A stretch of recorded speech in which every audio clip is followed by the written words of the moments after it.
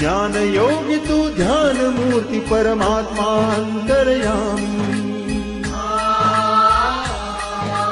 बुद्धाच्या शिक्षेने पावन झाली चराचर धरणी